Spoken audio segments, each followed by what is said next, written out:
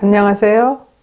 오늘 질문은 남편의 취미생활로 가정 경제가 위협받고 있다는 내용입니다. 남편은 원하는 취미생활을 위해서 월급의 25%를 쓰고 있는데도 부족하다며 인상을 요구하고 아이의 학원도 끊게 하고 심지어는 아내에게 생활비를 벌어오라고 합니다. 저는 미래를 위해 규모 있게 살고자 하지만 남편은 불투명한 미래에 담보를 걸고 현재를 불행히 살 수 없다고 하는데 어떻게 하면 좋을까요? 남편의 용돈을 줄일 수 있는 방법을 알려달라고 하시면 드릴 말씀이 없지요. 남편 생각이 틀렸다고 어떻게 설득할 수 있는지 알려달라고 하셔도 드릴 말씀은 없습니다. 잘못하고 있는 남편이 변해야 한다고 남편의 몫만 주장하지 말고 내가 해야 할 몫은 무엇인가 생각해 보라고 말씀드리고 싶습니다.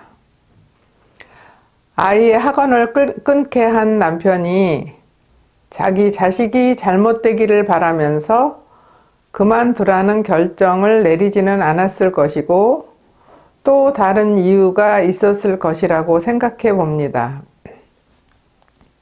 아무리 생각해도 남편이 틀렸다. 길을 막고 물어보라. 아내가 틀렸는지 남편이 틀렸는지라고 생각하고 계시기 때문에 문제의 실마리를 찾지 못하고 있다는 생각이 듭니다. 남편의 상황을 결코 이해하지 못하는 아내에게서 위로와 휴식을 찾지 못했기 때문에 다른 방법으로 해결하려는 것일 수도 있겠다라고 생각해 봅니다.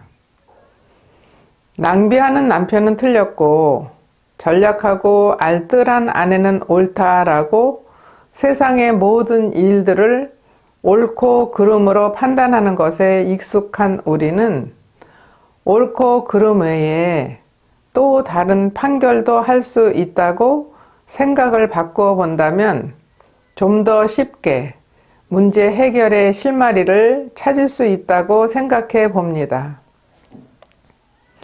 어려움이 생기면 누구나 이 어려움을 어떻게 해결할 수 있을까 하고 문제 해결에 골몰하게 됩니다.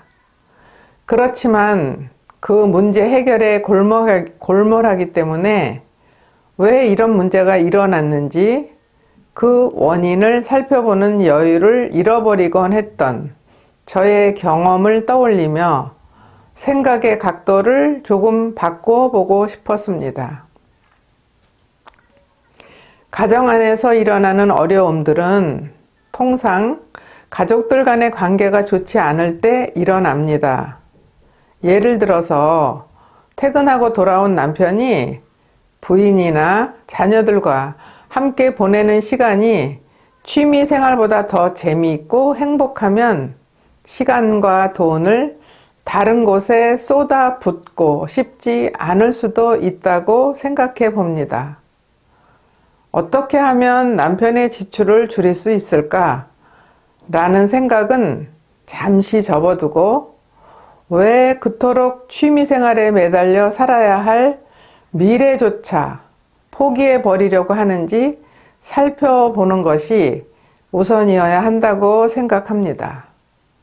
몇 줄의 질문 내용만으로 구체적인 상황을 잘 알 수는 없지만 불투명한 미래에 담보를 걸고 현재를 불행히 살 수 없다 라고 말씀하신 남편의 입장이 되어보면 남편께서는 자신이 불행하고 결코 행복하지 않다는 생각으로 가득 차 있는 것처럼 느껴집니다. 또 한편 심지어 아내에게 생활비를 벌도록 합니다 라는 구절에서 부부는 두 사람이 한마음 한몸이 되어 살아야 행복한 가정이 될 텐데 한 손엔 계산기를 들고 또 다른 한 손엔 판결 망치를 들고 서로 상대방을 재판한다면 먼저 사랑해야 한다는 가정의 제일 중요한 법칙은 언제쯤 시작할 수 있을까요? 사람의 마음이 움직여야 해결되는 문제들, 욕구 불만이나 결핍에서 비롯된 문제들, 나쁜 버릇이나 의지가 약해서 일어나는 문제들, 모두 마음이 움직여야 해결되는 문제들이라고 생각됩니다. 마음을 움직일 수 있는 힘은 또 다른 마음, 진정으로 남편을 사랑하는 마음 뿐입니다.